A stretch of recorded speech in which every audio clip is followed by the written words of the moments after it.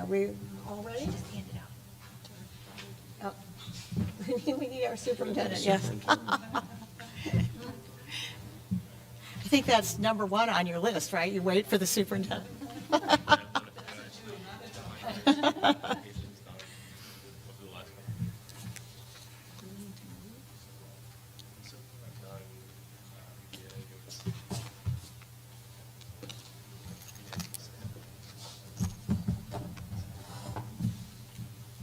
Winnie, are we all set? Okay. The board met tonight in executive session. We're now ready to resume the public portion of our meeting. We did have some public correspondence, and I will read them off now. We had correspondence on the subject of district and school email formats from 4 individuals: Aaron Ackerman, Chloe Rowe, Sean Maroney, and Diane, I think it's Shaming, forgive me if I've gotten that wrong, all on the subjects of exploring the possibility of emails either without PDF attachments or with PDF attachments, but with also information in the body of the email. Dirk, do you want to, we have discussed this, partially discussed this. Is it something that we're going to continue to follow up on? Yeah, we're starting to make some adjustments from the administrative point. We will be discussing it in communication committee, that meeting, which is next week, I believe. Yes. Okay, and we had an email from Christian O'Connell, a 2020 graduate of Glen High School, on reforms that he would like to see to our foreign language education program. That is a matter that we will certainly take up in the next meeting of the curriculum committee. And then we had an email from Joseph Milan, and again, I hope I'm pronouncing that correctly, encouraging us to upgrade our HVAC infrastructure. So we are always looking at upgrading our systems. We've done considerable upgrading already, but we've responded to Mr. Milan. He is from the Sheet Metal Workers Local Union 25, so he knows HVAC. And that is public correspondence, the president's report. In the personnel section of your agendas, you will see that Janet Dobbs is retiring. She is a special ed teacher at the high school. She has been with us quite a number of years. She is a singular individual who has had a positive influence on so many children. I find her always to be pleasant, enthusiastic, even at the end of a bad day. And she is also a borough resident. Her son was educated in the Glen Ridge Public Schools. And these are always bittersweet when somebody like Janet retires. You wish them well in their retirement, but you also wish they could stay with us forever. So we wish Janet and her husband, John, all the best. And then we, as you know, have been negotiating. And we've had 2 sessions now with the mediator, and with the agreement of the Glen Ridge Education Association, the union that represents our teachers and staff, I will read the following joint statement, which both parties have signed off on. The parties have been negotiating with the assistance of a mediator towards a settlement. Both sides are negotiating in good faith and have made substantial progress. The next negotiation session is scheduled for November 21st. And then, with regard to things happening at the state level, all of you know about the shortage of teachers and school staff, which is chronic statewide and also nationwide. And one of the barriers to bringing more people into the teaching profession is an assessment called EdTPA. It's an acronym like everything else is. And many school leaders, including the major education associations, have advocated for eliminating EdTPA as a requirement for teaching candidates. And today, the Senate voted unanimously to comply with the governor's recommendation on a bill that would eliminate EdTPA as a requirement. So that is one barrier down for teaching candidates, many more to go, but it is a positive move in terms of attracting more and diverse candidates to the profession. And then I think that is everything. So I will turn it over to Dirk for the superintendent's report. Thank you, Betsy. I first want to recognize Janet Dobbs also in her retirement. As Betsy mentioned, Janet's son went to school here, graduated from Glen Ridge. I believe Janet actually started here as working the front desk as she was going to classes to become a teacher. She started working in another district, and we were fortunate enough to get her to join Glen Ridge, and she's a blessing, and it's going to be a tough loss. I wish her the best, and I hope she enjoys her final year at Glen Ridge. It's always nice to have residents in the building. They just have a little bit more buy-in to the school system. And Janet certainly was that way. She loves her students. She loves her colleagues, and it's to have someone that dedicated, that outgoing, that positive influence. It's going to be tough to replace her. So again, I want to wish her the best. And speaking of retirements, I'd like to call up Timothy Liddy, please.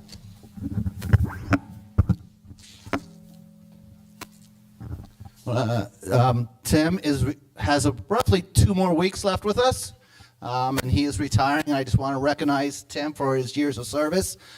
Tim, flag going up, handshake. Tim started working September of 1995 in the district. He is a graduate of Glen Ridge and a resident of Glen Ridge. Started as a history teacher. Had a positive influence on hundreds of students in the classroom, did some elective classes, so he had twice as many students because they were semester long. He was also the basketball coach here for a number of years, and I think that's where we saw a different side of Tim come out, a very passionate, emotional side of Tim that he keeps reserved in his role as teacher and now as administrator. Tim became the district director of student activities, where he really developed the athletic program, started some new programs, came up with our lovely Ridger Nation, and really has developed a sense of pride in Glen Ridge among our student activities. He, several years ago, became the assistant principal. You know, Tim and I came in the same year together. We coached at the same time. We have daughters that were very close growing up. So this is more than losing a staff member to me. This is losing a friend. And this is also someone who has just dedicated his life to Glen Ridge in many ways. What he did as a coach, what he did as a teacher, what he did as administrator. With Tim, I will always say it was students first, and even to this day. He always looks at the impact on students, and what I loved about Tim's situation is the students always saw his office as a safe haven, and they would often turn to him because they knew he cared enough and he was willing to listen and willing to help out, and that's what's so important when we're dealing with students is putting their needs first, and Tim always did that. I want to wish him the best. I know he's going into a great situation, and I'm very happy for him and some of his family over there. Tim is also the parent of 4 graduates, so he has a lot of ties that way, and I know his house is very busy with students always coming and going. Again, another example of Tim putting students' needs first, so I want to wish you the best.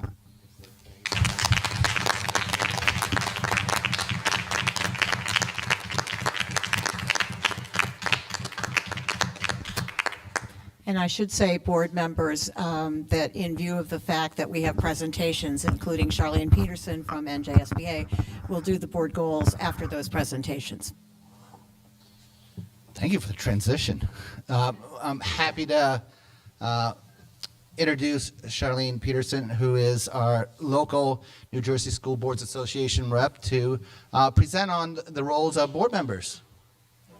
Thank you so much. It is my pleasure to be here tonight, and As much as we just saw the commitment from our staff, the commitment to, from our community, seeing the board making that same type of commitment of, again, wanting to stay focused on students and making sure that we're doing the best we can in our board work.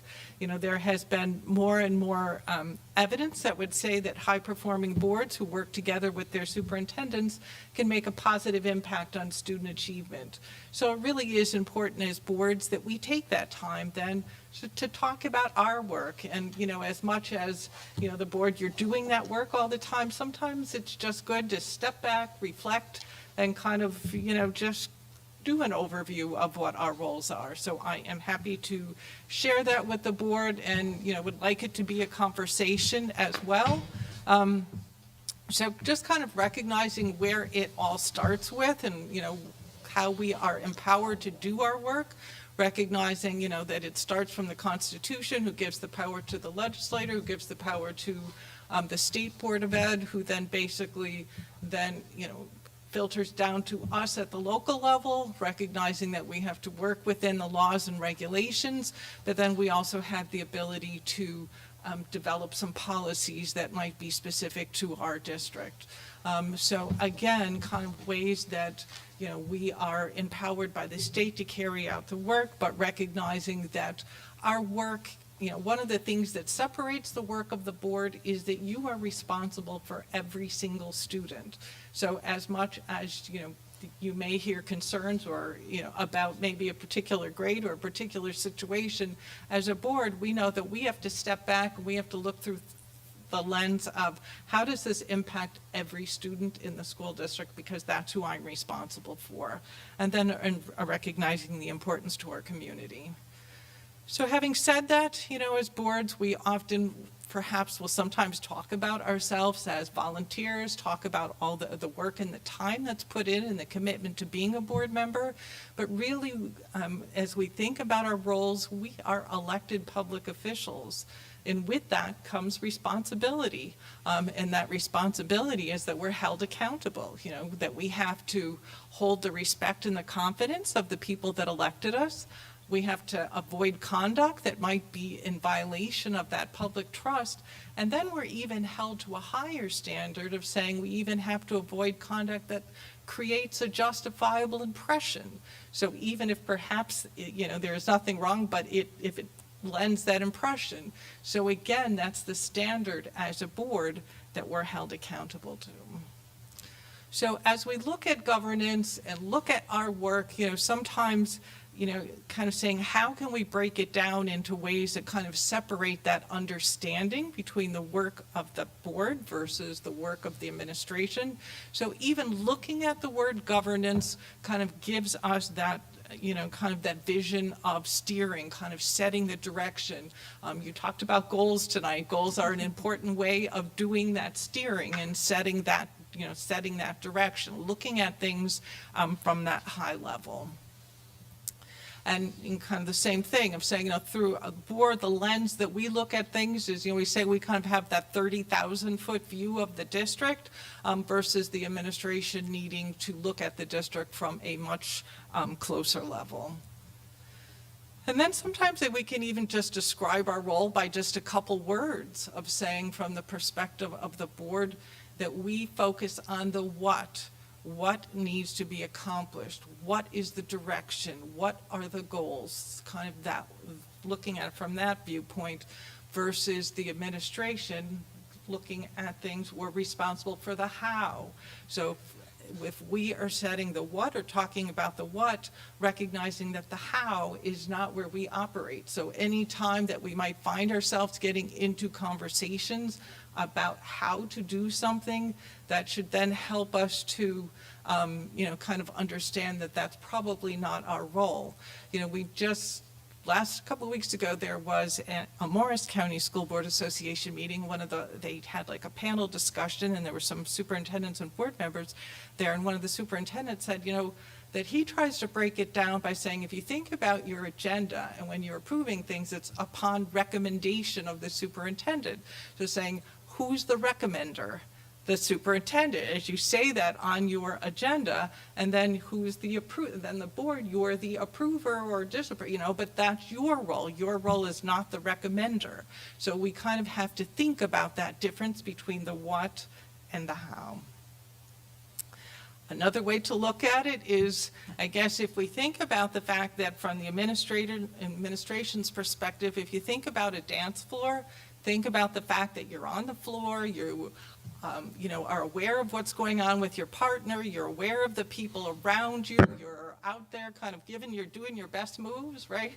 But now think about the other perspective. Think about if you're up on the balcony and you're looking down from the balcony, then you have a completely different perspective of what the floor looks like. You can see bigger trends, you can see patterns, you can see what happens when the music, speeds up and slows down. So the board needs to think about its viewpoint of the district by picturing yourself in the balcony, so that anytime you find yourself involved in something that would say you're stepping out onto the dance floor, that again should help you to kind of take that step back, take that perspective and say, wait a minute, I'm supposed to be up in the balcony, so that should be my perspective.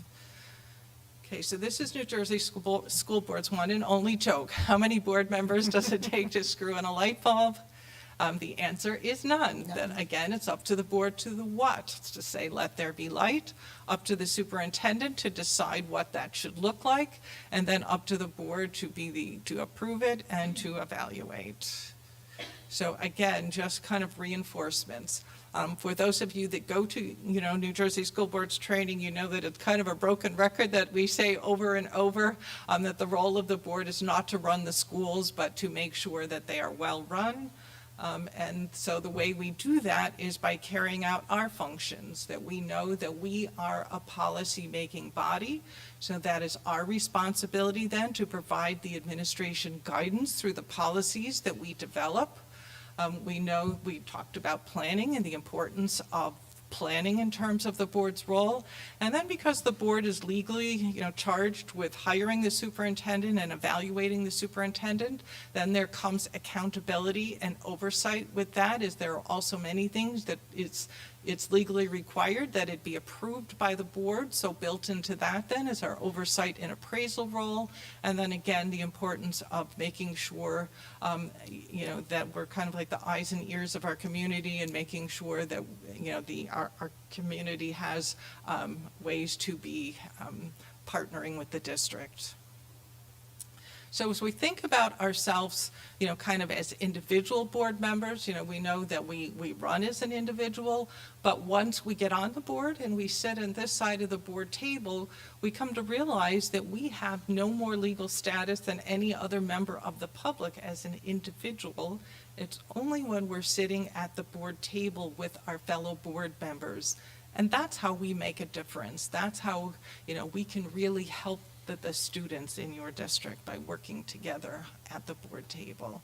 So I just kind of, again, wanted to, can talk to you a little bit and have you share with me kind of how you feel like as you look at this from the perspective of your board, there's things you feel like your board does to help, encourage teamwork and discourage the taking of independent action. So wondered if there are things that you feel like you do as a board that specifically help you come together as a team.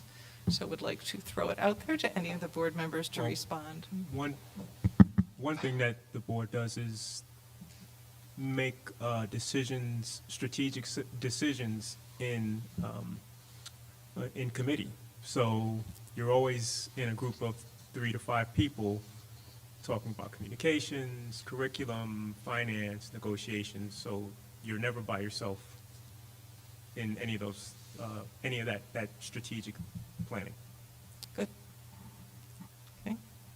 Anything else?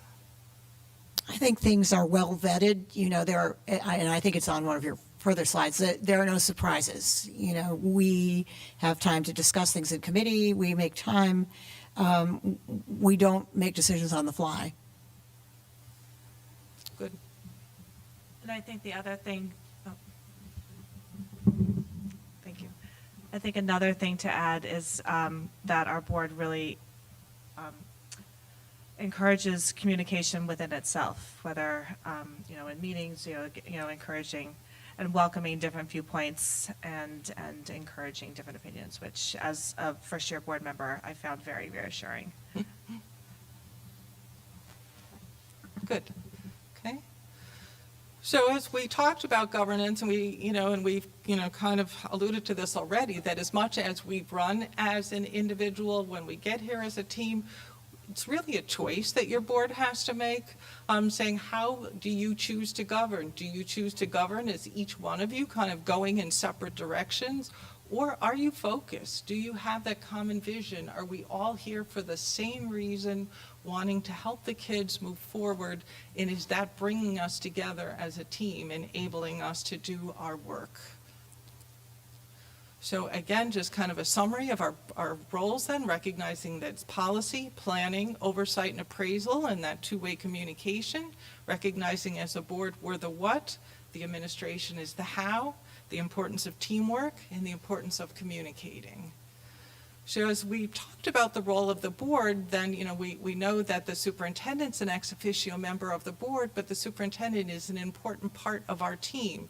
So we talked about the superintendent being the recommender, so the superintendent is the consultant that the board, relies on to kind of help share the educational expertise and help the board be aware of what's going on in the district. If we say that we're not supposed to run the schools, but we need to make sure they're well run, we need to rely on the superintendent then to make sure that we are aware of, being briefed of what's going on in the district. If we're setting the policies, the person that's carrying them out is the superintendent, the administration. So we need to know what's working, what's not working, what needs to be changed. So again, it's important that our superintendent, fulfills that role for us.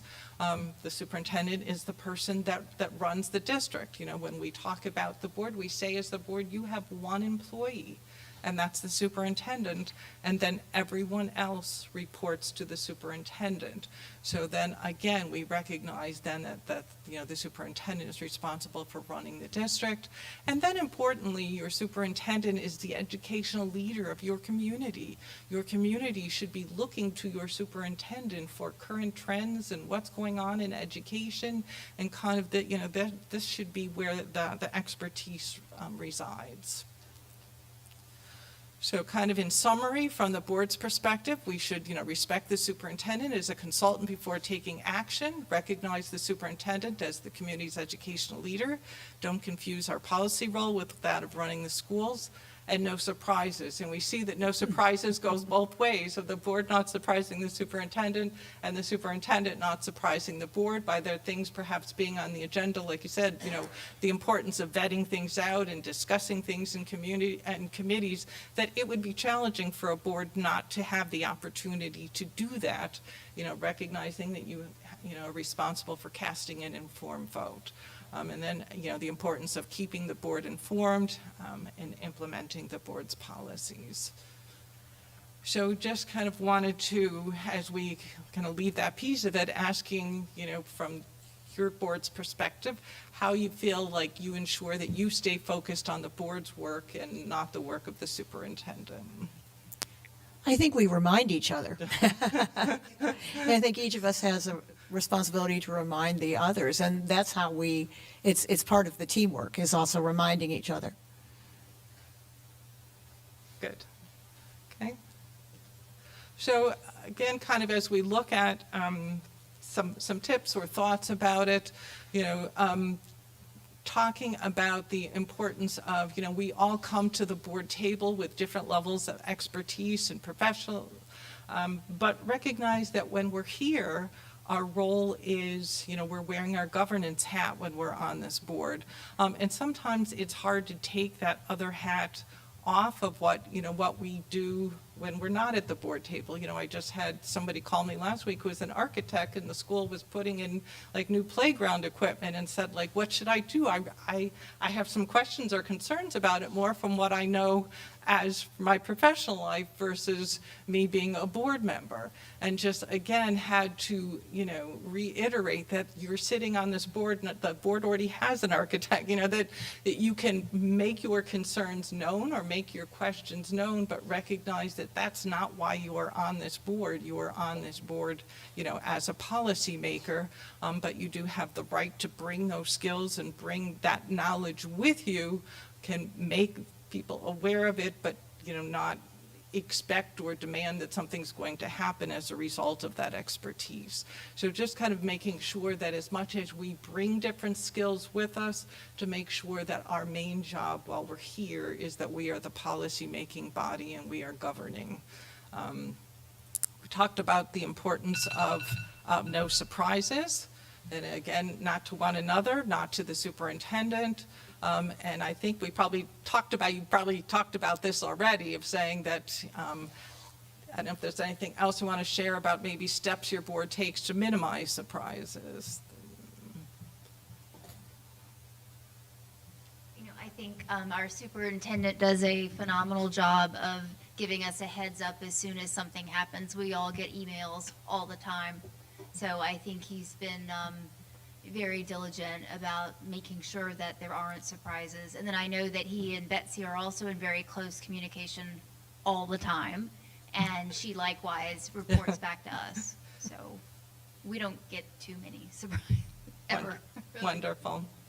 Well, and that helps build trust, which is an important part of teamwork in this relationship. So I think I had already talked about the fact that the board has the one employee, the superintendent. So then we have to, respect the chain of command. So we know then that our communication goes through the superintendent. And, we know that if people stop us or if people have questions, what we do know is we do know the chain of command. So we know then that it's not our job to try and resolve the issue. We can help them by telling them to start at whoever the staff person is that's closest to whatever the issue is. And then importantly, if we say, talking about the chain of command, saying that one member cannot direct the superintendent.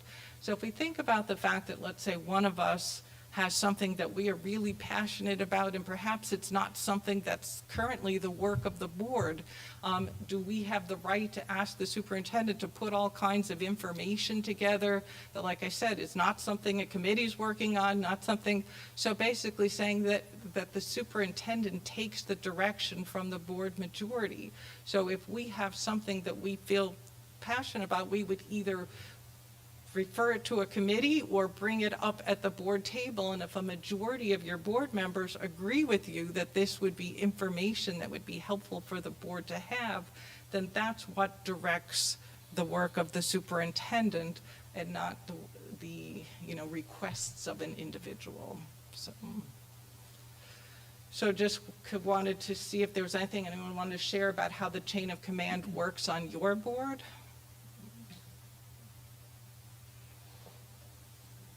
I think when somebody comes to us, a member of the public, you always try to find where in the chain of command where they stopped, and send them to, the next link in the chain of command. Good.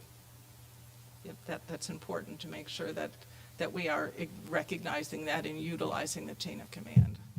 Again, kind of talking about those tips, we talked about the importance of doing the board's work, so not getting involved in the day-to-day operation, our one employee. Sometimes if you think about something that, you're wondering whether this would be the board's work or not, if it's already the work of a staff member or somebody you're paying to do this, then that's a pretty clear clue that that's not the board's work. Engaging in practices outside of the chain of command, and again, just talked about individual requests to the superintendent outside of the board's work. Also wanted to kind of have the board think about, sometimes we don't always realize when we're sitting at the board table, kind of the weight that our words carry sometimes. I can remember one time being at a board meeting and there was a board member that was making some negative comments about a program, and when it came time for public comments, one of the staff came up and said, I just want you to know how much that hurts. This is my job, this is my work, I come here every day to do this. So sometimes we have to think about what can we say to get our point across in a way that can acknowledge what we're trying to say, but in a way that perhaps does not, carry a negative connotation that might impact, staff or other people in the district. So we should be mindful of that as we're expressing ourselves. The importance of not sharing confidential information from, the board's perspective, because of the information we do receive, we know that things that are confidential are things that are typically, protecting the rights of the students, protecting the rights of the staff, protecting the legal rights of the district.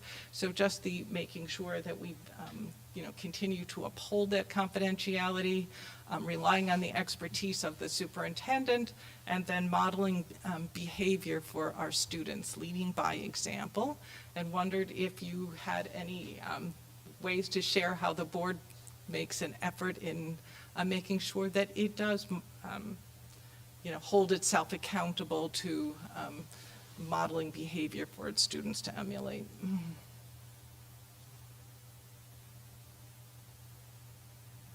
Anyone?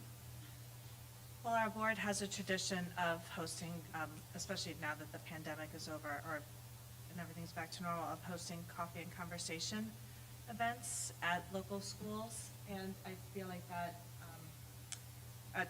at all of our schools, and I feel like that shows our willingness to engage and welcome feedback and conversation with members of the public and parents.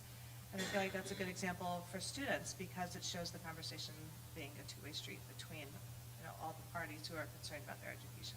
Good.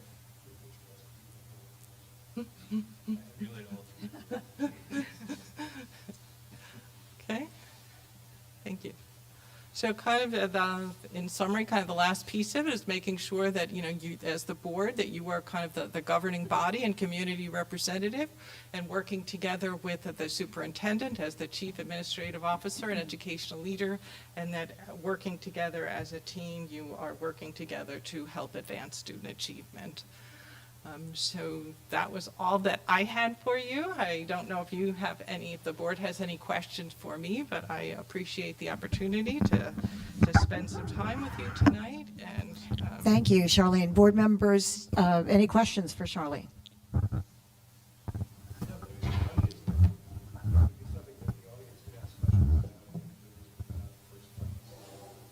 I'm sorry? The audience could ask questions about this at the first. I think this was a great presentation, very clear, and I think it sets out exactly what our role should be. But I think there may be questions, so if you want to stick around to the first comment session, that would be good. Other questions or comments? I would only ask, I agree the presentation was terrific and, very concise and clear, and I would love to have it, see if we could have it posted somewhere, if we could share it. absolutely. District webpage. Anyone else? Charlene, thank you. I think, a board is like a car, even when you're running and everything seems to be fine. It's good to have a tune-up every once in a while. And so we appreciate your taking the time to give us the tune-up. Some of us will see you in Atlantic City next week. Wonderful. But thank you so much. Sure. So I will. And you're welcome to stay if you Okay. want, or if you have other commitments, that's fine too. Okay. Thank you. Charlene spoke about academic success, so we're going to, which again, nice transition. We are going to go over the district testing report for last year. And this report's a little more extensive than it's been the last couple of years because we haven't embarked on the New Jersey Student Learning Assessment test for a few years. And last spring, our students again engaged in that assessment.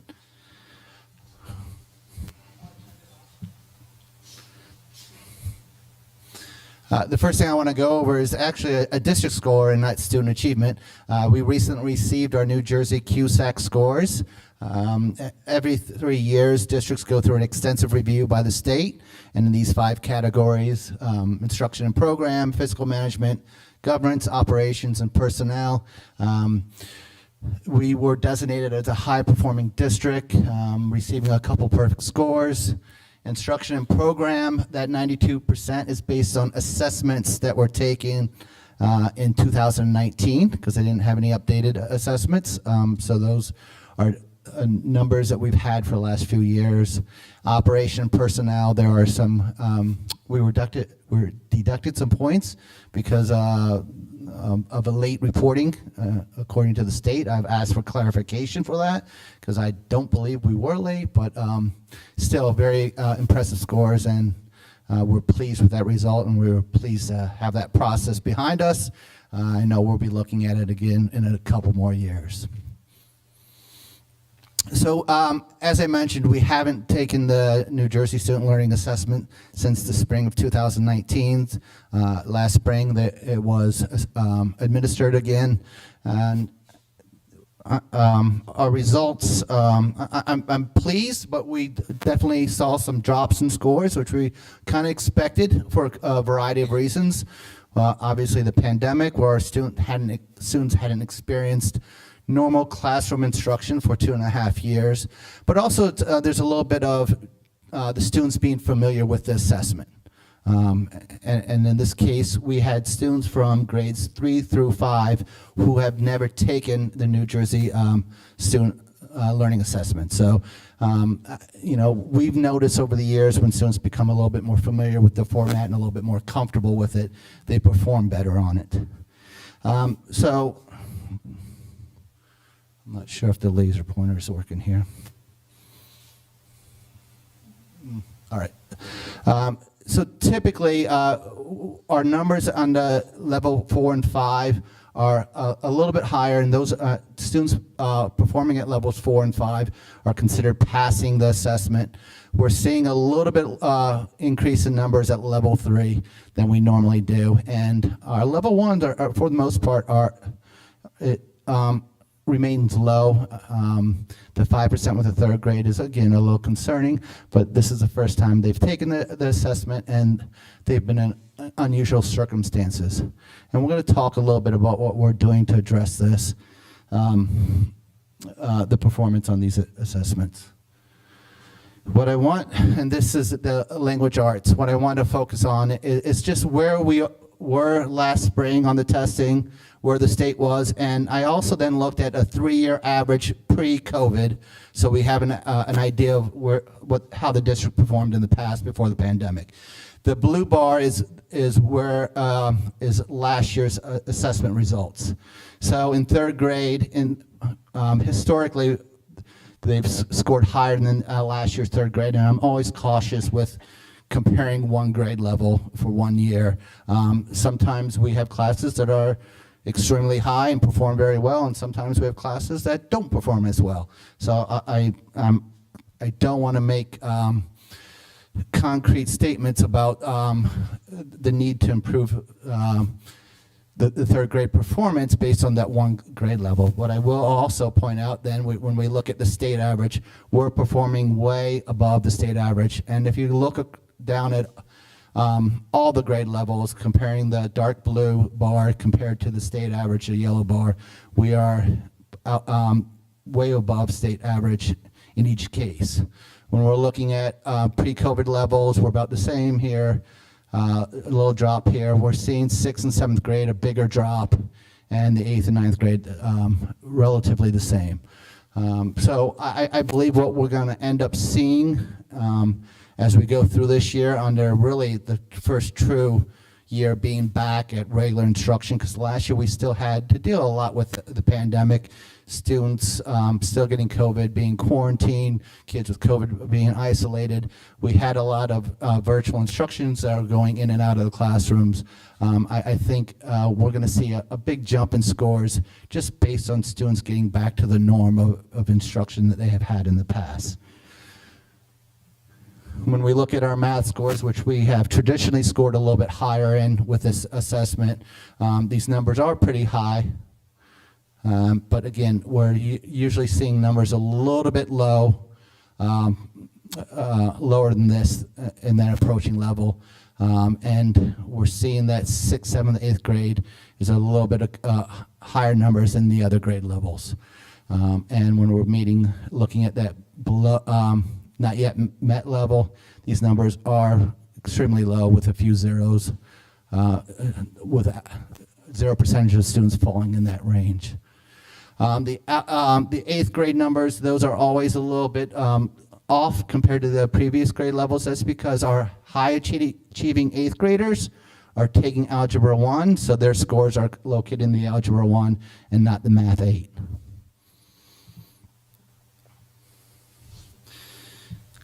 And again, I'm going to focus on the dark blue, the assessment from last year. The third graders in math outperformed what they did before COVID. Same thing with fourth grade, fifth grade. They started to drop, and we're seeing that sixth, seventh, eighth grade, a bigger drop. Algebra 1, a little bit of a drop, and our geometry outperformed what they did pre-COVID. So we're seeing a little mix towards those third, fourth grade. Those numbers are pretty solid. The high school performance are outperforming what they did in the past, but we're looking at those middle grades that we really need to focus on. And what we end up doing when we get these assessments, we're seeing a big picture here. The teachers will meet within their departments, they'll meet within their grade levels, and they get a more defined summary of how the students performed on certain sections, and they're going to go through that and find common themes that they need to work on based on how students performed on this test. Last year, they also took in grades 5, 8, and 11, they take a comprehensive science test. In 2018 was the first year we've had this test, and it was a field test, and those results were not provided to the districts. In 2019, it was a baseline test. So, and 2020 was supposed to be the full implementation. Obviously, we didn't take the test in 2020. So we're looking at a relatively new test here, a different format for the 11th graders. In the past, it was based on subject area and not a comprehensive. So we're seeing scores that are just a little bit all over the place, to be honest, and a little concerning when we're looking at the state level. As you can see, a little bit of different scoring system. They only do 4 levels, not 5, as they do with the math and English. And our numbers are all right, not terrific, certainly not where they are with the other 2 subject areas. But when we start looking at what's happening throughout the state, and we're looking at passing scores here, these are the state numbers, and we're looking at some extremely low numbers, and we're doubling those results, in some cases tripling those results.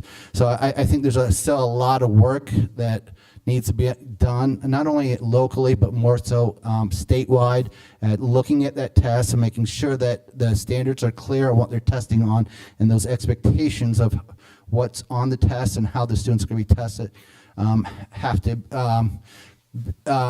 be better presented to the teachers. So,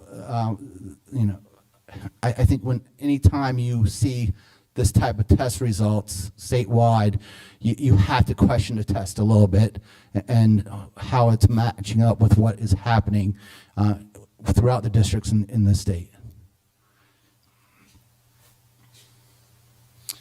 Our events placement results, what I'm pleased to, when we start looking at our seniors from last year, and actually the last couple of years, we're not really seeing a drop off when we look at our advanced placement and our SAT scores, which is terrific, and our ACT scores. So our graduates are moving on to college and prepared for the next level. When we look at these are numbers that number of students having AP tests accessible. That's something that we wanted to work on as a district. We understand that the vast majority of our students are going on to college, and we want to make sure that they have that opportunity to take an advanced placement test, so they get a little feel of what college work may be like. So one of our goals over the years is really just to increase the number of students taking the AP exam, and as you see by the chart, that is happening. Where in 2018 there's 238, in 2022 we had 316 students take an AP exam. We administered over 843 exams. For a school our size, that is an amazing number. And when we're adding more tests, we're still performing well with 72% of our students receiving a 3 or higher on the exam. So we're pleased with that. We're offering, we had a goal of offering exams where we didn't necessarily have a prerequisite for that class to take that exam. Traditionally, we had, if you were taking AP chemistry, you had to be in honors chemistry. If you were taking calculus, you had to be in pre-calc honors. Well, we started offering classes where that wasn't necessary. Human geography we added, psychology we added, economics we added. So we gave more students access to those AP classes. Then we started the AP capstone, which was a little bit more challenging for those students who wanted that challenge. So we created new classes there.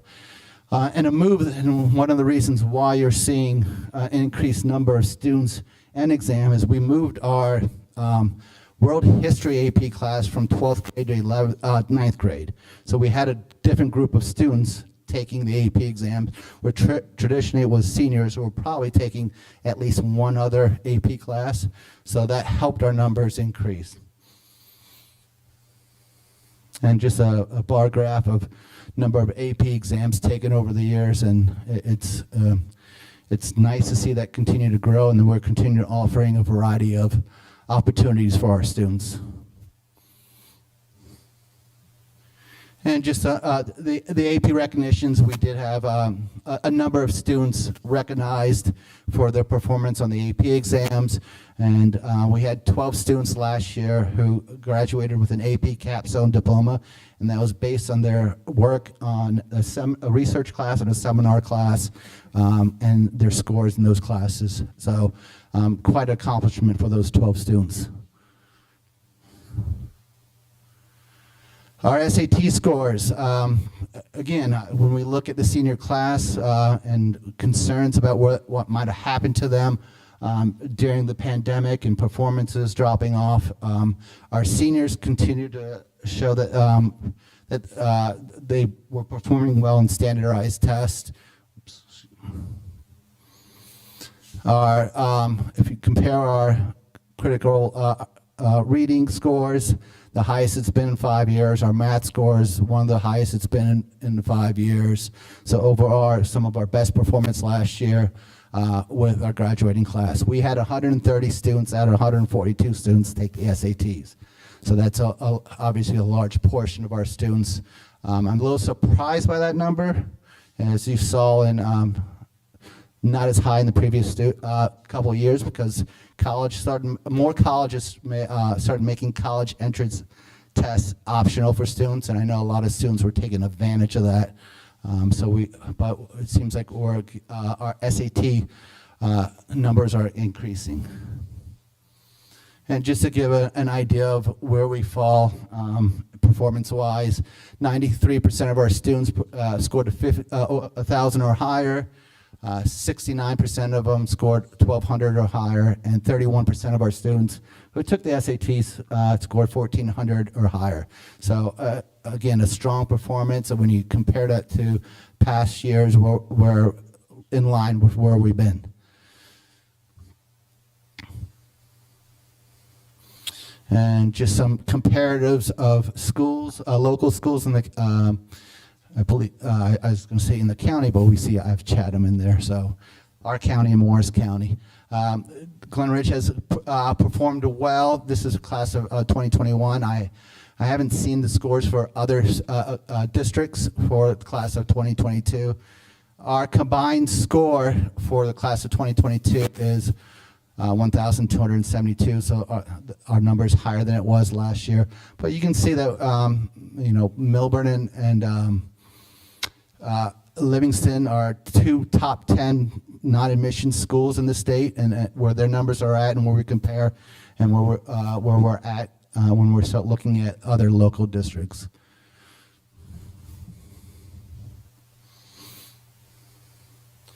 And our ACT scores, again, our students last year performed very well. Our numbers have decreased over the years. We really started getting a lot in the about 2000, I'm going to say 10, 11, we started really seeing an increase in ACT scores. More of our students were using that as an option. I would expect, again, with the test option, those numbers dropped, but we did not get an increase of students last year taking the ACTs, and that may be a result of the SAT format changing and becoming more similar to the ACTs. So students are just opting to take the SATs. But again, strong performance when we start looking at our scores. Overall, we're not seeing a large drop in performance with our students. The numbers have been pretty consistent for the last 5 years. And where we are performance, our students are doing well, with 96% of them who took the ACT, over 50% percentile, and 35% in the 90th or better percentile. Just some recognition. I'm very pleased with what's happening in the district. I don't like to get into outside groups rankings because they change from year to year, but the U.S. News and World Report, we've been ranked high based on the criteria that they're using. So we like to recognize it, but we don't rest our laurels on that. National achievement, we do have 4 National Merit semifinalists, one who's serving as a student rep. For this year, we had 118 students last year received AP recognition, and those are seniors, 118 seniors out of a class of 142. We had 6 students receiving honors in national Chinese language competitions, which it's nice to see that that world language component being pushed outside of the classroom. And as always, our students here experience a very high graduation rate. We're at 99%, and 89% of those students enroll in a college or university. So there is a focus of here that the majority of our students are getting a quality education, they're graduating, and they're moving on to either a college or university. And as I mentioned, we recognize that the pandemic definitely changed instruction and the quality of instruction, in the sense that they were being taught differently, and we recognize, especially at the elementary level, that the remote component is not as effective as in person. So we've been trying to address some of what happened during the pandemic through multiple means. We've run summer programs for the first time ever that I know of in Glen Ridge for our general education students. We had our summer boost happening in the summer of 2021 and 22. We've started an Orton Gilliam program where we are, thanks to the generous donation of the Glen Ridge Education Foundation, have a teacher program in place for our teachers to get certified. That's been in place since 2020. We had 8 graduate last year, and I believe we have 7 teachers in the program starting this year. We did run an Orton Gilliam program last summer for students, and we will be starting up an after-school program later this fall. Part of our APR funds we have used for an academic interventionist, and they are going working in all the elementary schools, or going in to offer support a little bit more one-on-one, a little taking classrooms and putting them in smaller groups, so there's each student's getting a little bit more attention. We've created elementary homework clubs, so students who need the extra help, they have an opportunity to do that, either before or after school, depending on the building. This school year, we hired a supervisor of intervention programs, so we're looking at a booster, what programs we have in place and how effective they are working with through our supervisor. And the elementary schools are implementing Haggerty and Phonics First, which is a phonics-based programs. And one of our focus, and we've been trying to do this for a number of years, and funding's always an issue, but really to create smaller class sizes at the primary level. This year, in the kindergarten class, we have 7 sections. Next year, we're hoping for that to be both in 7 sections in kindergarten, first grade, and then the following year, kindergarten, first and second grade. It's all budget dependent, but we have very manageable kindergarten classes right now. And we'd like to see that continue through the next several years as we're trying to give students a better opportunity to succeed, because we understand the importance at the elementary level of developing those language arts skills. And that's my presentation. So happy to take questions from the board. Board members? It's a lot of information. Yeah, just one, we had the comparison of our 2022 scores to our 3-year pre-COVID numbers. Has the state put out numbers for statewide on that? The state hasn't put out any numbers like that. They could, if you had someone who had the time to go and compile those numbers, those are something I could do. And I've actually looked at each, I've done it for each of the 5 levels at each grade level. I looked at our numbers and our 3-year state average. I could compile that with the state numbers, because I do have them for the previous years. Yeah, I mean, not necessary, just curious. The CSAC scores on one of the very first slides, you mentioned that some of the scores were low because they said there was a late filing. Is that reflected in the personnel score? Is that- Correct. That was, the report was the certification, the teachers with a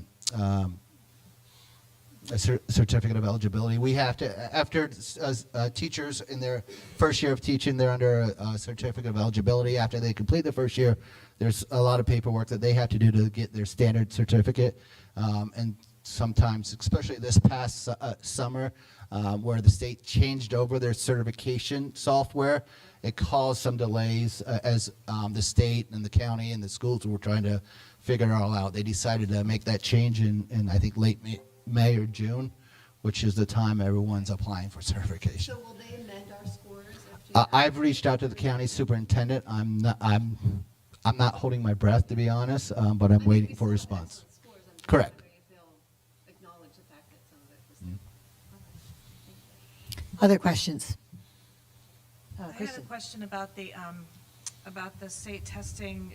We focused on levels 4 and 5 at the grade level, but level 3 stood out obviously as the area that we probably need to focus on the most. Was that increase across all grades, or were there some grades that? It's mostly hitting those middle. So state testing happens from grade 3, typically to grade 9. There might be a grade 10, depending on what math course you're taking. So we're seeing it more in the middle level grades, 5, 6, and 7, 8. Other questions from the board?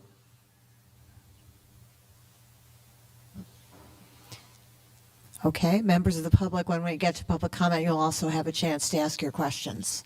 So be patient.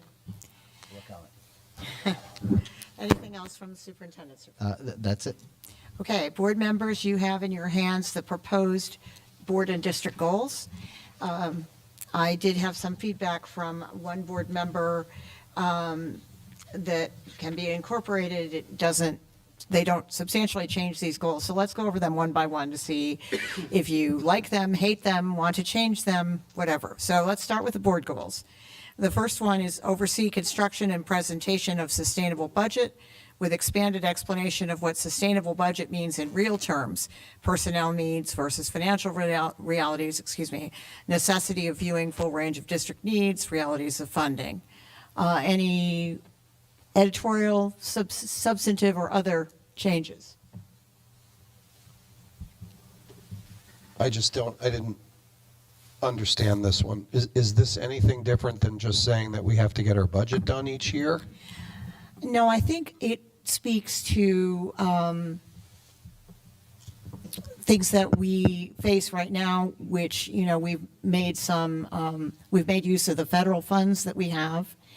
and those federal funds are finite, they run out. So we have to know, in terms of programs and personnel, how we're going to go forward when we don't have federal funds. And also, with our budget communications, I think we try to improve every year. And in terms of explaining creation of a sustainable budget, so a budget that can embody our priorities year to year, there's always more room for explanation. So that's what that means. But if you'd like to phrase it differently, that would be fine. Not necessarily.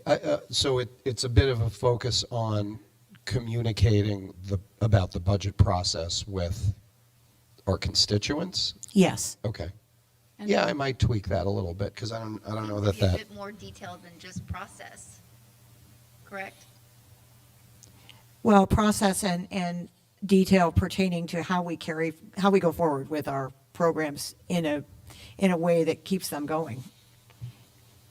Betsy, I think the specificity of your language when you were answering David's question was actually really helpful to explaining why this is a goal for this year, right? Just making some mention of the federal resources we had that are going away and how programmatically we're going to continue without those resources as we go forward.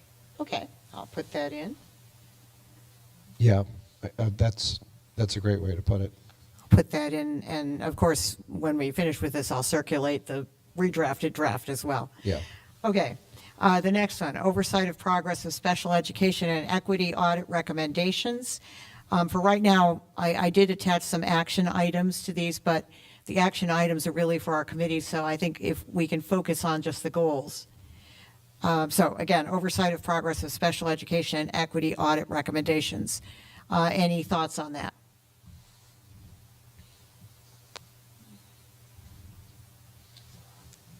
Okay.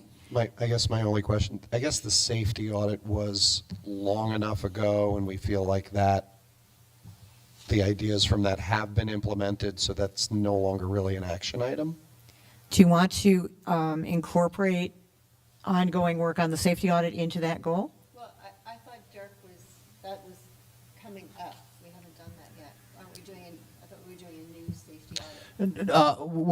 We're not doing an audit, we're just updating some of the work we've done and the reunification plan that has become a little bit more detailed.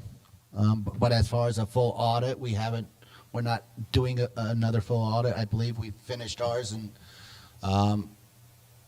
either late 2018, early 2019. So it's relatively new, and we can certainly discuss where we are with the recommendations. With the vast majority of them were implemented. Yeah, so I guess pretty wait quick- until pretty after. quickly. Yeah, wait until after you do the next sort of review of it, Good. and then, so these are the much newer audits that we perform, Correct. so I think that makes sense. Okay, everyone good with that one? All right, the third one, improve reporting on the work of BOE committees. Working the committee system is an efficient way of handling business, but it also sometimes makes people who are not on the committees feel that they don't have the full information. And as you see, we added an action item, several people added, provide a standard reporting mechanism for reporting committee status to the Board of Education, to the board, in addition to board council and administration. So that's something that maybe communications can work on to try to standardize the reporting a little bit so it's more complete. So does anyone want to add or subtract from that? Betsy, the only thought I had on this one was just, do we want to say why? It's kind of obvious, but, so members across committees and the public are better informed. Okay.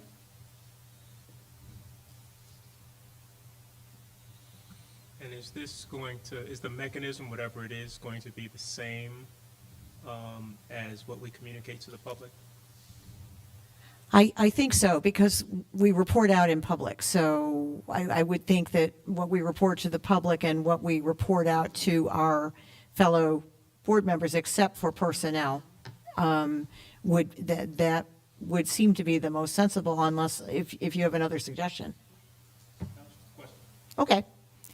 Anything else on the third goal?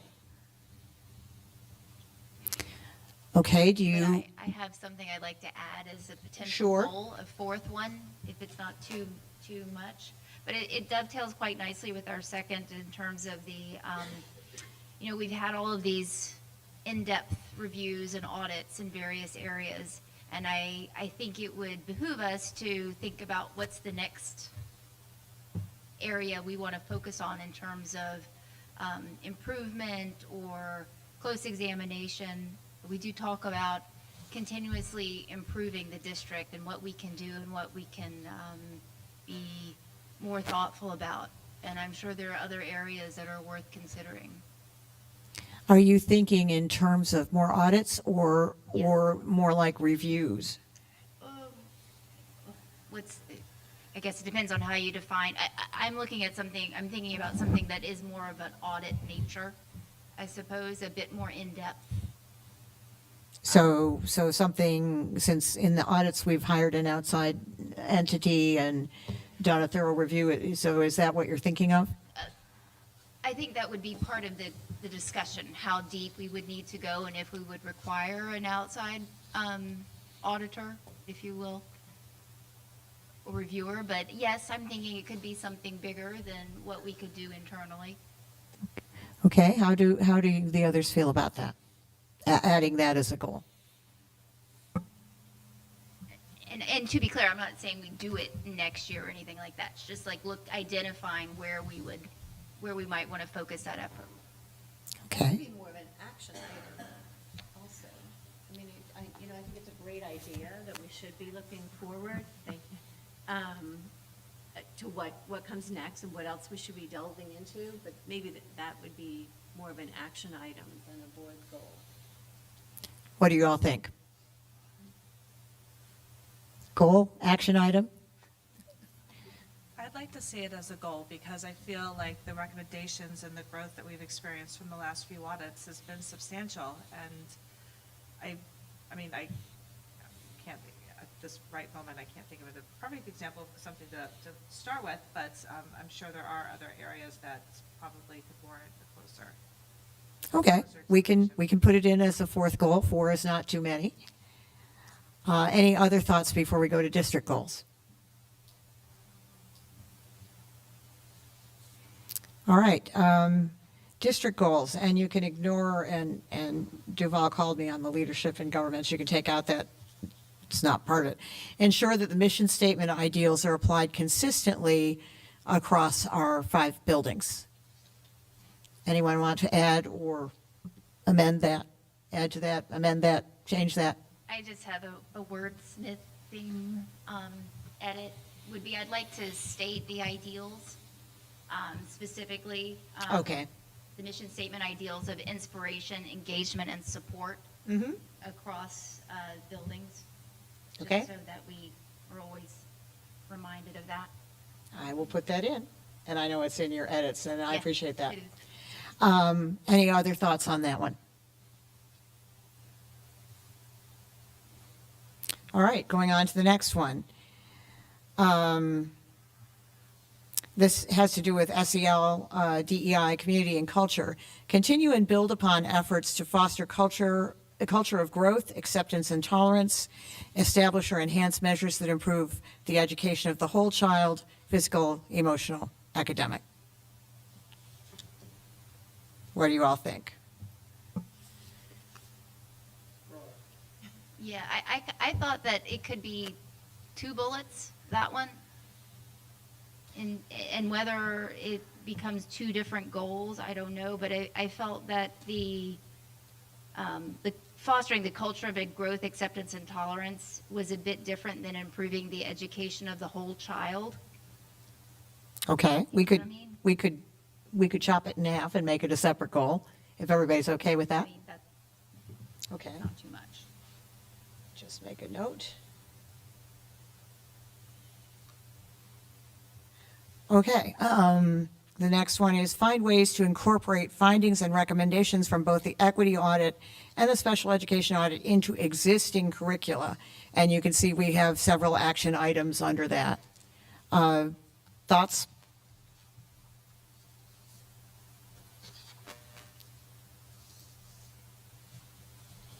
I'd just say continue to. I would start with that because Continue to we find can ways. certainly name ways that they've already been doing that. The phraseology just sounds like we're just going to start doing that as though we have not Okay. been. All right, any other comments on that one?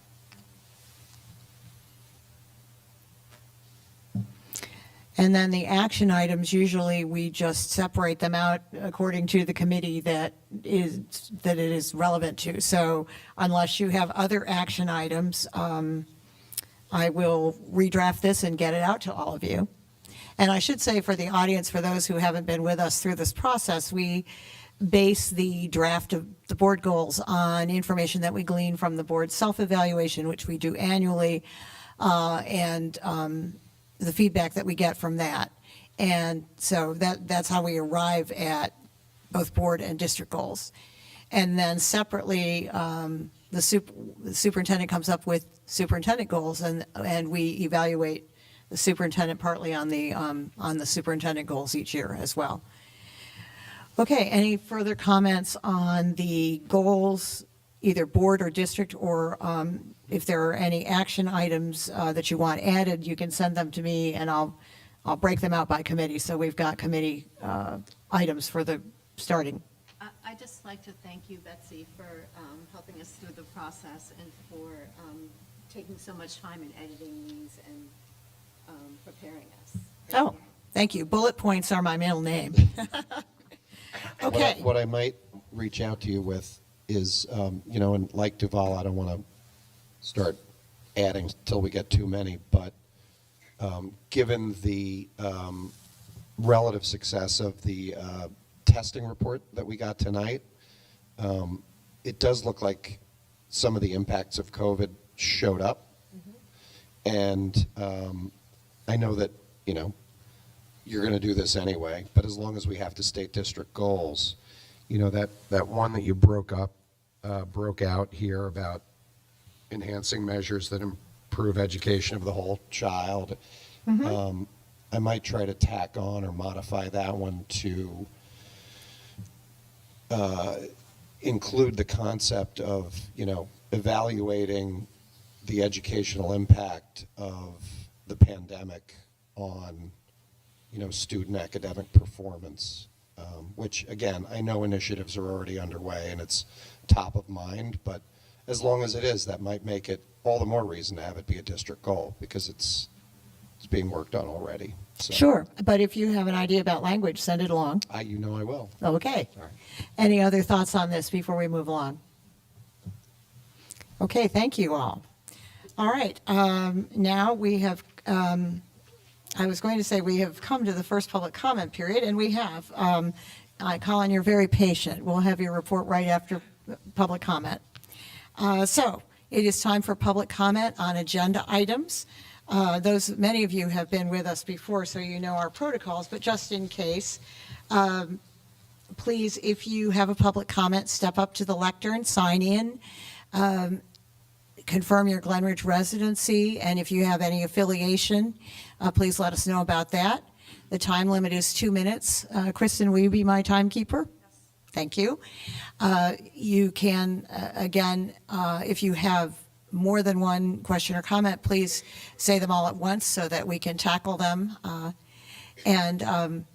And if you have anything that is written, a statement that you can hand to Mrs. Murphy to be included in the record, we would appreciate that as well. So, any public comment? Hi, Trisha Akinwandi, have a daughter in middle school. Great presentation, Maureen. You just heard our district and board goals, so can you just speak a little bit to the responsibility, execution, the measurement, the process with board goals versus district goals for us as a community? Who's responsible for what? Who reports out on it, in those two aspects? That's it. I'm not clear. Tricia, did you want Charlene to explain that, or just I can explain that? We are going to report out on goals, and this is an action item. We're going to try to do it quarterly as we go forward. So therefore, probably end of January, March, on the quarters, so that we will be reporting out in public on each one. And I think actually, I'm calling that an action item, but that should be a board goal as well, the public reporting. That way we make sure that we get it done. But the responsibility and the execution, who's responsible? Oh, I'm sorry. for what? The, You just went through two different sets of goals. right. Board goals and district goals. I apologize. Us, like, helping us understand who's responsible for what. The board, we try to do this so that we have broken down the areas of responsibility in the ways that Charlene described. So the board is an oversight and policy body, so we've tried to keep the board goals in that domain. And then the district goals, we oversee those too, but those, Mr. Phillips has a bigger involvement in those. So that's more of a joint project. But reporting out always happens in public. Okay, so both the board and the administration are responsible for district goals. Yes. Board goals are obviously, Right, but the board and administration cooperate on district goals. Okay, Heather. Heather Yaros Ramos, resident of Glen Ridge. Thank you for presenting the SLA results with a historical perspective.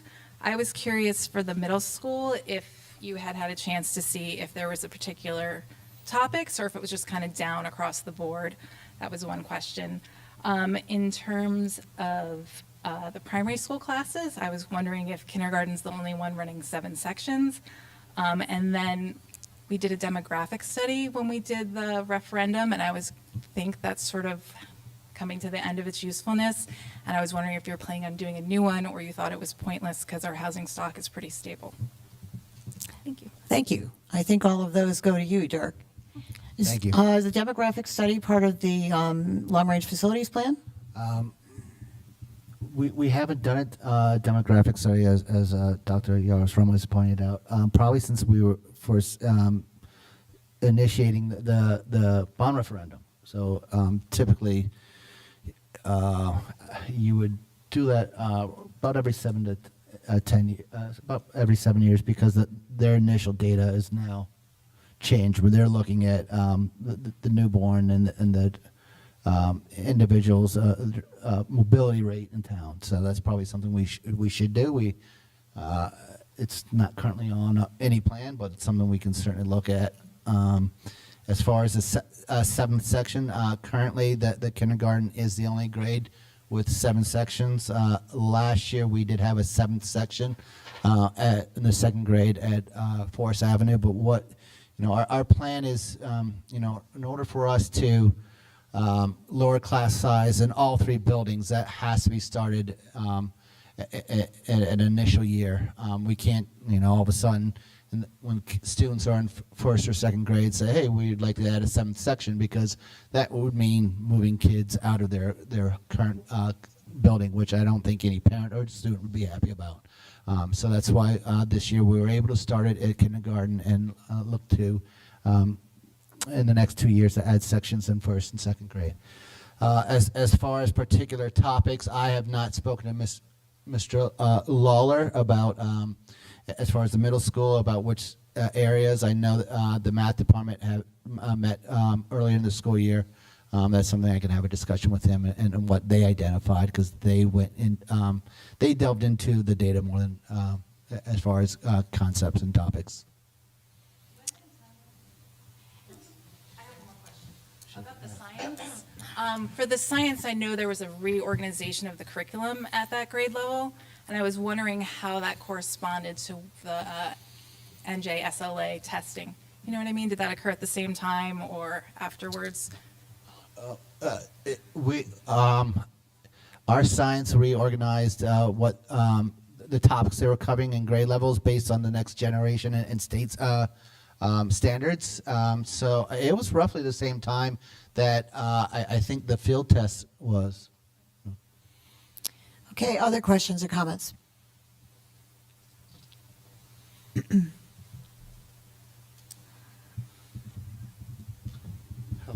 Darius Sanad from Glen Ridge.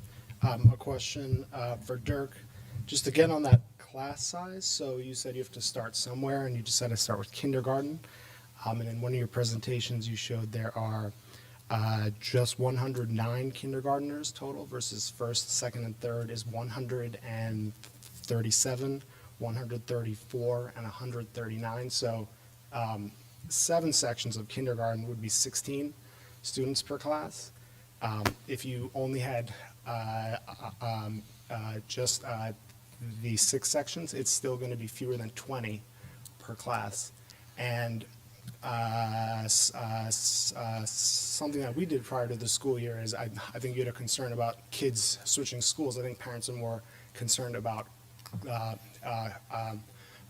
class size. We specifically contacted you regarding the central class size, which we would have gladly transferred schools to get a smaller class size. We found out that there wasn't a 7th section.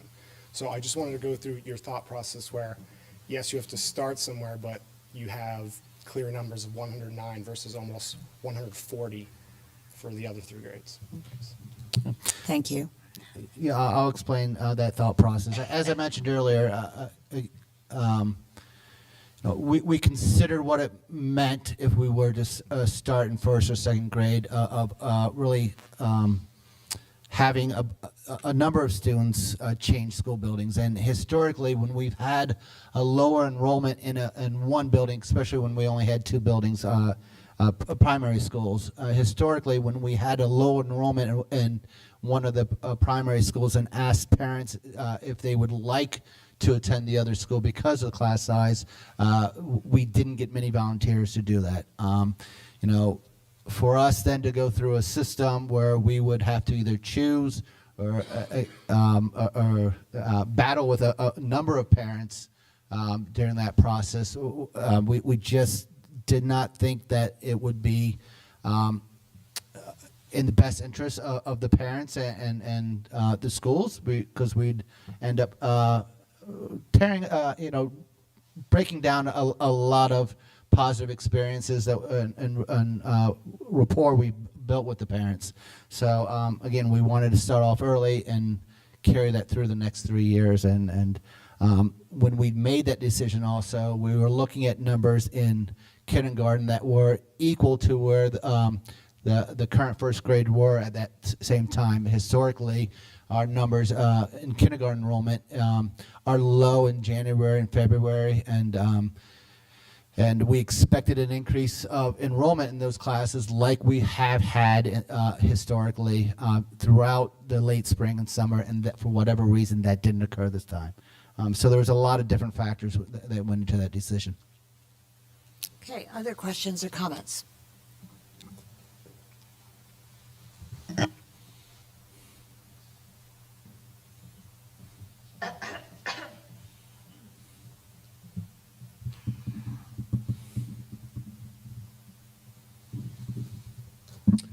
Hi, Phil Johnson, 55 Chestnut Hill Place. 3 topics on the communications. Appreciate you coming back to Communications Committee to evaluate how to better communicate things out. Certainly I've gotten a few things on a day's notice, like today's email about the HIB presentation tomorrow, which, I think if we had earlier advance notice, it'd be great to have more parent attendance at that. And I think that'd be greatly enhanced by having like a Friday, here's what's coming the week ahead, so that as parents, we could help facilitate some of that, planning on our behalf. Number 2, on agenda item B6, the shared service agreement with the Central for Jersey program for the recruitment of diverse educators. Very much happy to see the participation of Glen Ridge in that and joining that coalition to help further recruit and participate across multiple school districts and enhancing the talent in Glen Ridge. So thank you so much for that. And then thirdly, Dr. Phillips, you said earlier it's great to see with regards to the Chinese world language, some of that moving outside of the school district. My wife spoke here 2 weeks ago about the Spanish Honor Society and Spanish Club at the high school, and that there is a lack of a faculty sponsor for that due to a dispute on stipends, questioning if there's been any follow-up on that in terms of establishment of those 2 separate clubs. I would again hate to see if the world languages is important to us, that I would hate to see the dissolution of important things like world language, honor societies and clubs, which I think is critical for our educational system. So thank you. Thank you. I'll talk about the HIB presentation. That initially went out a few weeks ago, so today was just a reminder because the event was up, and the event was put on a number of other releases when we list weekly events. I know, like our BOE highlights, I list upcoming events on that. Again, that was today's email was a reminder. It had been previously advertised. As far as the Spanish Club and Honor Society, I just want to make sure everyone's aware that those positions, all curricular co-positions, are a part of the negotiation process and are in agreement with the GREA. So as we're working through negotiating the current agreement, they may be addressed during that process. But I did follow up. We did ask the teachers who teach Spanish in the district if they were interested, and did not have anyone step forward. And we're continuing to try to find an advisor for that club. Any other questions or comments? Okay, just a reminder, there is a second public question period at the end of the meeting. But right now, Colin, you've been very patient with us. So our permanent student representative, or at least our permanent representative for this year, Colin Pennington, please, can we have your report? Many important events took place over the last 2 weeks, and more are soon to come. The high school football team was victorious against Newark Collegiate Academy in the homecoming game, and the homecoming dance was hosted in the high school. This popular event brought together all 4 grades of the high school, and attendance was high. This also served as a valuable fundraiser for the student council. The club fair was held last Friday, and all juniors and seniors were able to connect with more than 75 schools. Students had the opportunity to meet admissions representatives and to learn more about the colleges that attended. Events like these are very important, especially as college application deadlines are quickly approaching for many seniors. Thank you to the guidance department for organizing this and for working so hard at this busy time. Juniors took the PSAT on October 12th. This was a chance for them to practice for the real SAT and to qualify for the National Merit Scholarship Program. Hopefully, our town's streak of semifinalists will continue with this next class. There was also a middle school spirit week and an activity night recently held. We're glad to see how productive the middle school student council has been so far. Congratulations to the marching band. They competed in Huntington, Long Island at the New York Field Band Conference, where they won first place in their division and earned the highest scores of the day in every category. In all respects, this year has been highly successful so far, and we're all excited to see what the future holds. Thank you. Board members, any questions for Colin? No? Thank you. As some of you know, last year we had the marching band here to start our board meeting, and hopefully, perhaps we'll be able to have them again. We should really start every meeting with a marching band. Okay, board members, this is not we usually have our committee and liaison reports the first meeting of the month, but if anyone has something timely, we can take a little time now. Anything timely? Just mention that Grace is having its first meeting of the year on Wednesday night. It's a virtual meeting, which will go from 7:30 to 9 p.m. Thank you. Anything else? Okay. In your package, you have minutes from the regular meeting and exec session of October 3rd. Does anyone have any changes to either of those minutes?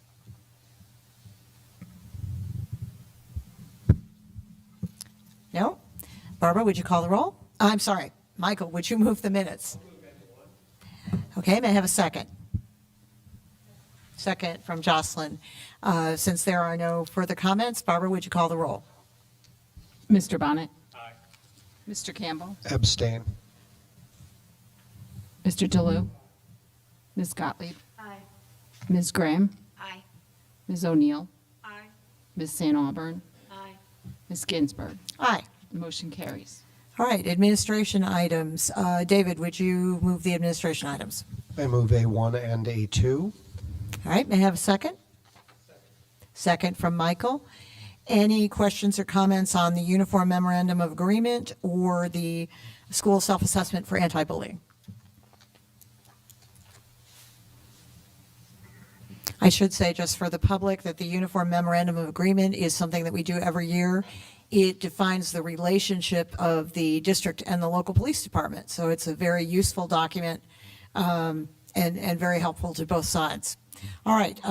Betsy, could you also explain for a second the school self-assessment for anti-bullying, or maybe Dirk can just provide? I will turn to Dirk to do that. Yeah, yes, every year we report out on this. Jack DeWitt will be here next month supporting this, but this report is due to the state before the end of this month, so we had to get it in.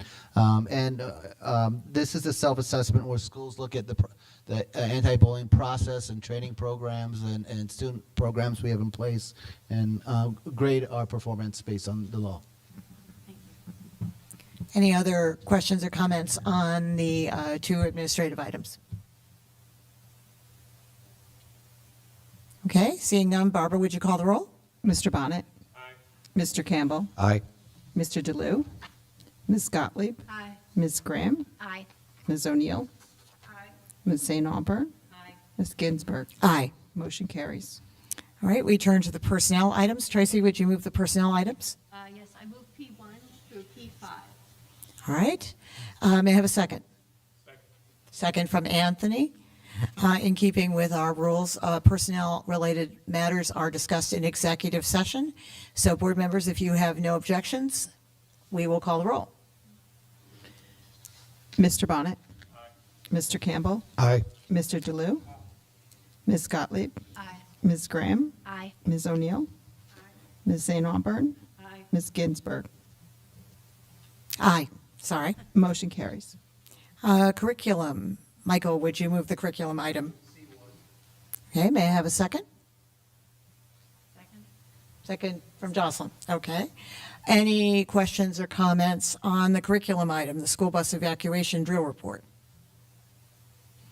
Another state requirement. Okay. Barbara, would you call the roll? Mr. Bonnet? Aye. Mr. Campbell? Aye. Mr. DeLu? Ms. Gottlieb? Aye. Ms. Graham? Aye. Ms. O'Neill? Aye. Ms. St. Auburn? Aye. Ms. Ginsburg? Aye. Motion carries. All right, before we move the business items, I draw your attention to item B5, the acceptance of the NJCTA Chinese Program Grant. We are approving the acceptance of a $10,000 grant from the New Jersey Chinese Teachers Association to support the Chinese program at Glen Ridge High School. And now, David, would you move the business items? And we thank the Chinese Teachers Association for that generous grant. David, would you move the business items? I move B1 through B6. All right, may I have a second? I'll second. Second from Duval. Any questions or comments from the board on the business items?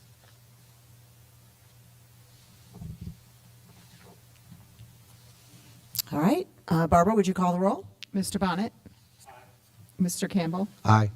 Mr. DeLu? Ms. Gottlieb? Aye. Ms. Graham? Aye.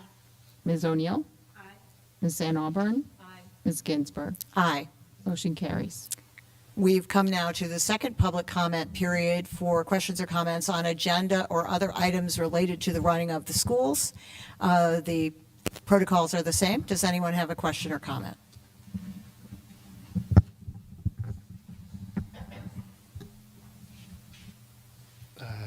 Darius Tenot again.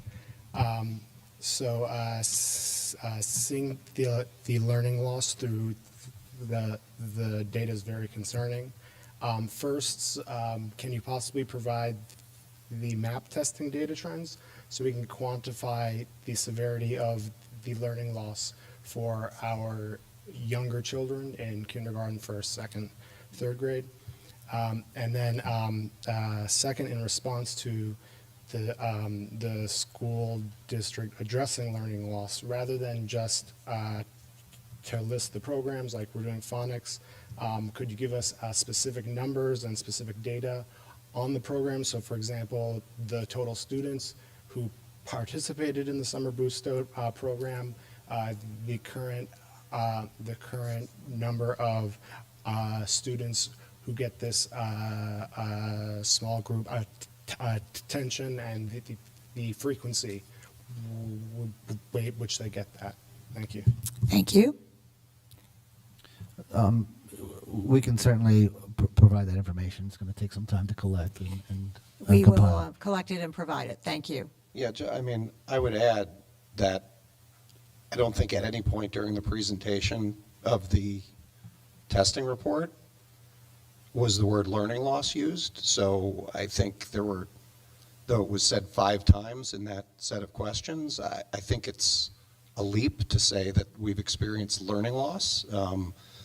Some of the test scores are down a little bit, so maybe testing loss, but I think to brand this learning loss so quickly is to jump the gun on the analysis that needs to be done now that we are starting to come out of the pandemic.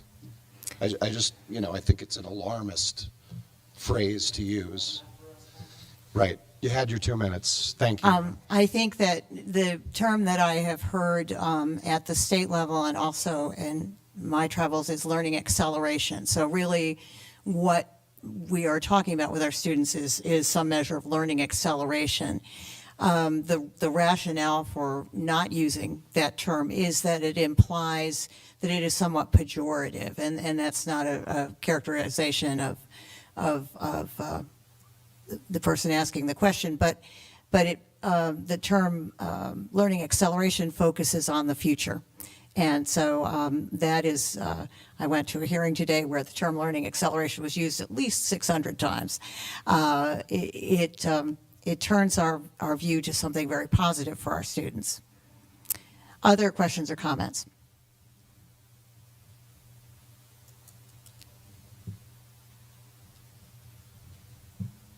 Hi, Howard Stern. Again, I wasn't going to talk tonight, but there's a lot of information. But I would just want to caution the board that when you yell out, you've had your 2 minutes to a person who's trying to ask a follow-up question, when other people were given this, different accord to have follow-up questions, it's been a common theme and a problem that's been noted before. And if you don't like the answer and then you say, well, you've had your 2 minutes, it doesn't seem fair if you're not giving everyone the same opportunity. You're absolutely right. Thank you. Other questions or comments?